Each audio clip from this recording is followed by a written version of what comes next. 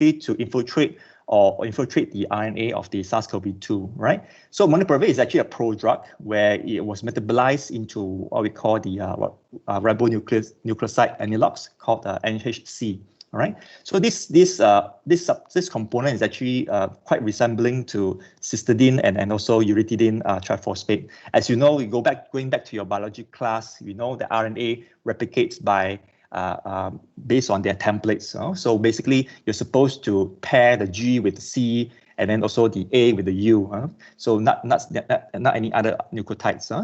So what happens is that this NHC infiltrates and incorporates itself into the RNA of the SARS-CoV-2, so that when the RDRP, the enzymes is responsible for the viral replications, they have been tricked because this NHC can resemble either CTP or UTP, so they actually pair with the wrong nucleotides.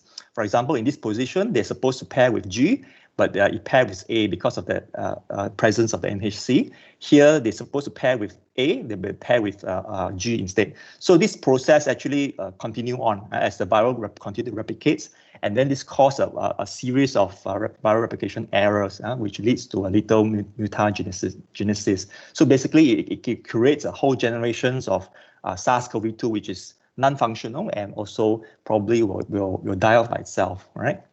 And won't cause any severe disease for the patients.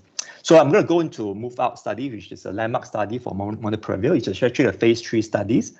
Basically, in this trial, they recruited non-hospitalized adults with mild to moderate COVID-19. Laboratory confirmed SARS-CoV-2 infection 5 days or less, with the onset of symptoms 5 days or less. Right. So this, in order to be recruited in this trial, they must have at least one of the high-risk criteria to progress to severe disease. You're either more than 60 years old, or have active cancer, CKD, COPD, obesity, or serious heart condition, or diabetes mellitus. All right. So basically, they recruited high-risk patients. Okay, patients who are high risk at progressing to severe disease, and all these patients are unvaccinated for SARS-CoV-2. All right. So the study intervention, they on the treatment arm, they give molnupiravir 800 milligram BD twice a day for 5 days versus placebo group, which they receive no antiviral at all, and randomized into 1-to-1 ratio. So the primary endpoint, they're looking at all-cause hospitalizations and or death by day 29. So this is a composite outcome of hospitalization plus minus death, right? So they also look at pre-specified biological endpoints such as changes in the baseline SARS-CoV-2 RNA levels, the percentage of participants with undetectable SARS-CoV-2 PCR negative, by the end of the studies, percentage of participants with undetectable infectious SARS-CoV-2, meaning that culturable virus. How many of them are still having cultural virus at day 3, day 5, day 10, and so on and so forth.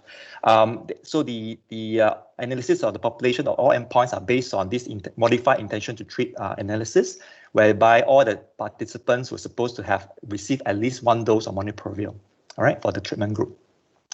So the baseline characteristics, total, they managed to recruit 1,432 participants.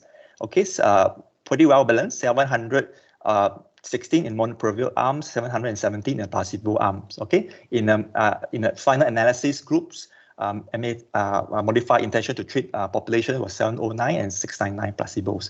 So in terms of gender, it's fairly balanced, about 41% females and of course 49% males. Median age of 43 years old. The elderly population, 60 years old and above, was slightly underrepresented because they only have 17%. All right. So this is in terms of the race.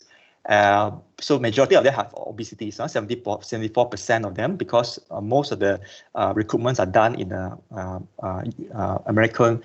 South America as well as the European countries.